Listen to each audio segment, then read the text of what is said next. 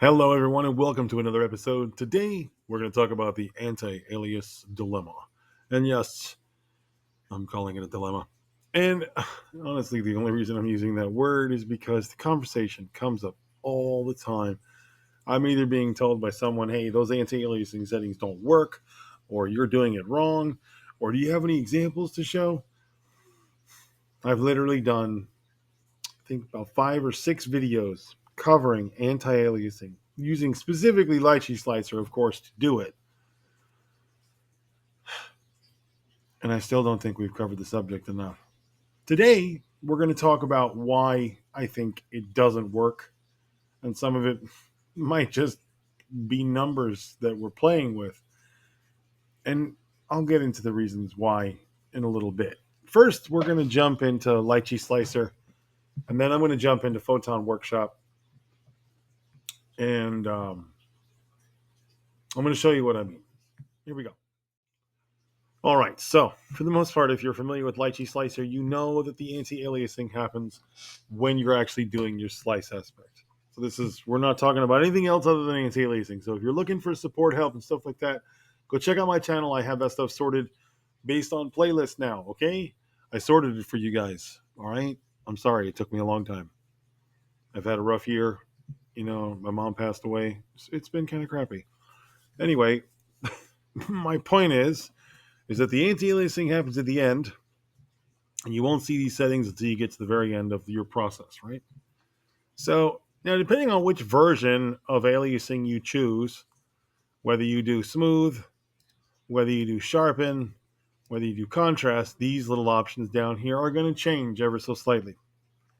Now, we've had the discussion, and I've even done videos showing examples of each one of these settings being used and processed. There was a difference between each one. There was subtle differences, subtle changes, things that you could definitely notice between each style of aliasing. Whether or not I think it actually works across the board for every single printer with every single type of resin, I think that's actually yet to be seen. I have a lot of folks that have told me that using cheaper resins, especially like basic ones or even basic 2.0s, ABS resins especially have this problem. The aliasing just does nothing. Now, I have a couple theories for this, and it's probably got to do with fluid dynamics and viscosity. Sure, it's got a lot to do with the actual fluid dynamics and viscosity of the particular resins that are not working to this property. The aliasing feature, essentially what it is it's a offset, it's a gray. So instead of fully blocking, it does like a sort of transparency where you get this sort of grayed area where the pixels would be jagged. Instead, now they're smooth. This is a common thing that they would use to fix things in type and stuff like that when you're doing graphics and stuff.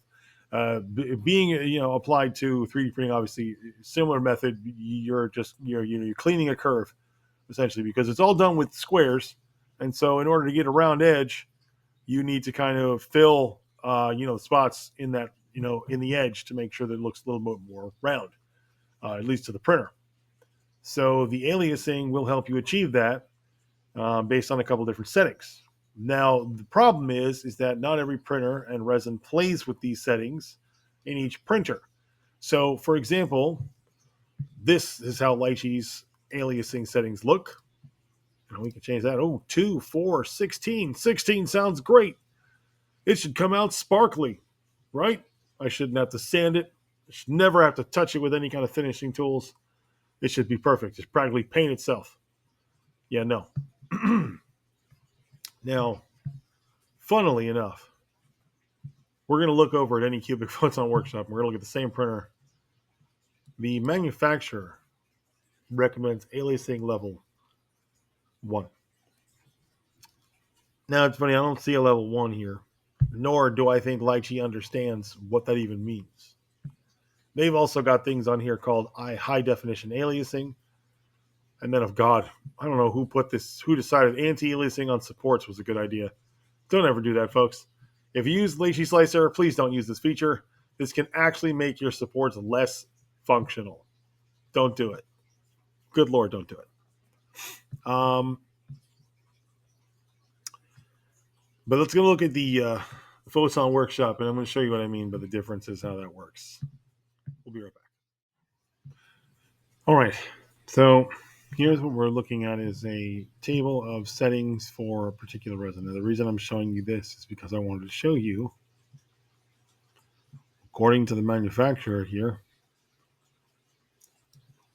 this printer, anti-alias level 1 with this particular resin. Now, I've looked at a bunch of other resins as well. In fact, I can probably go find some more. And let's see. And let's look at ABS like Pro 2. There you go.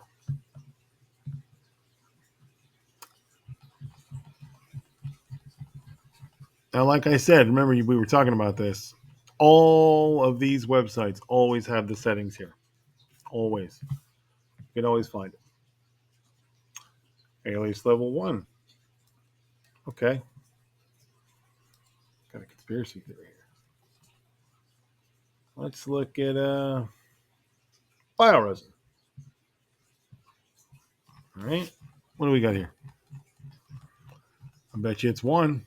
Oh, man. Would you look at that? It's alias level 1. So when we look at Photon Workshop, and I'm going to get to it in a second, I'll show you. There are other levels there. This is where it gets really confusing. All right, let's cut out, and I'll cut it right back in. We'll take a look at Anycubic Photon Workshop. Okay, so here we are, Anycubic Photon Workshop.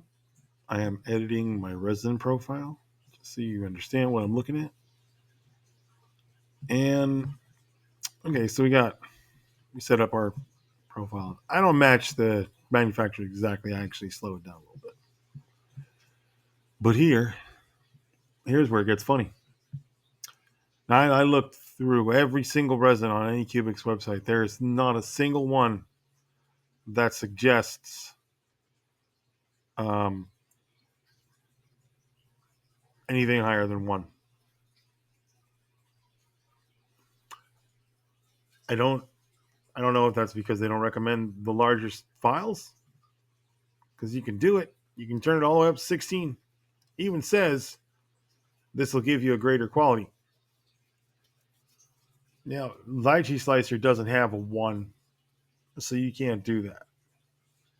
Now, I haven't played with this too much in Chitu Box or Tango, but if you folks have used it, please let me know. Is there a 1? Can you set it to a 1? Or is this setting only available as an Anycubic setting? Like, is that something they created themselves? Now, being that that's the case, I print everything using 1 when I export like this. And my prints look fine. However, during all of my tests using Lychee, printing between like a 2, a 4, and 8, I felt like this actually worked better just using the 1. Now, I don't know if that's because this program can communicate the aliasing settings properly and Lychee Slicer cannot. I'll have to do a little bit more field testing with that and actually let you guys know if that is the case. But from what I'm reading so far, and honestly, I don't know if other brands are the same, the alias level recommended by the manufacturer, at least Anycubic setting, is 1. So why the heck do we have settings that go that high? Is it just maybe try your luck, see if it works better? I mean, the dissuasion is what? The file gets bigger and you might possibly use more resin and take more time? I don't think anyone's really going to care about that if the quality goes up as high as it could, right? Well, I'll let you guys know what I find if I do some more field testing on this. I'm definitely going to be researching some more into it, as honestly, this does affect the way that I do prints quite a lot. Aliasing levels would definitely improve quality, and I'm sure my customers would definitely thank me if I was able to improve quality, especially on those little details like faces, hands, and body parts. Anyway, I thought this was an interesting thing to bring up, and I wanted to bring it up for discussion. So please share your thoughts and comments. Let me know what y'all think. And thank you so much for watching, as always. Take care. Bye bye.